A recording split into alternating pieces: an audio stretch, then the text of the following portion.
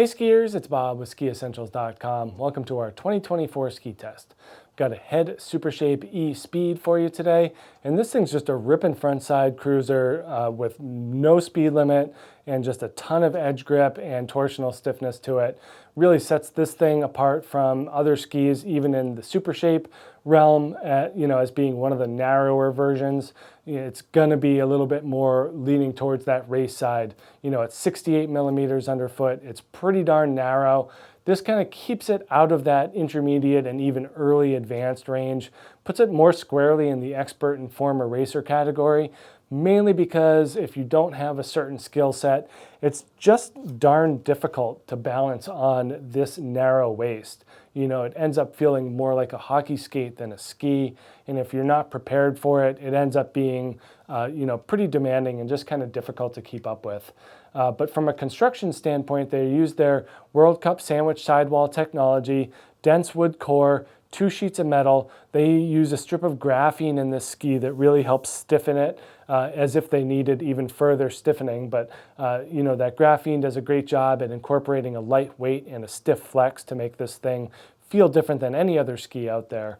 And then they also use their energy management circuits. So these basically serve as filters for unwanted vibrations. And you can say what you want about the technology. These skis are damp.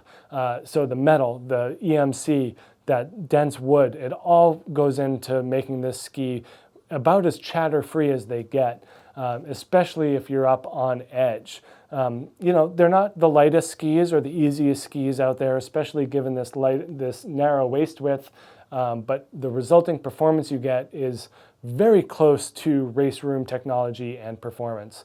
Since Head has such a notorious and well-rounded race department, a lot of that technology gets filtered into skis like this, which are on the very high end of the recreational spectrum.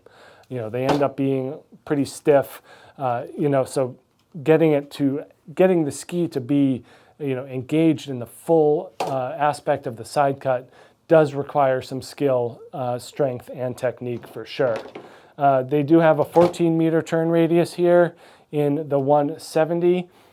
So while it does prefer to make that shorter to mid-range turn, you still can let it run a little bit. Again, it's going to be slightly twitchy given that narrow waist width, but overall, it's about as clean of a carver as you're going to get. And then the shape and profile is very much, front side oriented.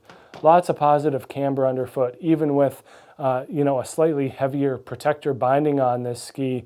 Protector is a great new option here, giving that heel lateral release and just better safety overall. But even with that heavier binding, we see that camber built in and minimal to zero taper and rocker. For all intents and purposes, this is a fully cambered and non-tapered ski. Almost looks like there's even a little bit of reverse taper here, leading to a very long effective edge. Long effective edge equals smooth snow feel. And then very square and metallic tail back here. Again, this ski is going to hold a turn right to the very end. The longer the ski's on the snow, the smoother it's going to be. It's as simple as that. And then that camber goes pretty much all the way back to the end here, really eliminating any sense of versatility whatsoever, putting this more in that pigeonholed category of a pure frontside carver. But in that realm, this ski excels.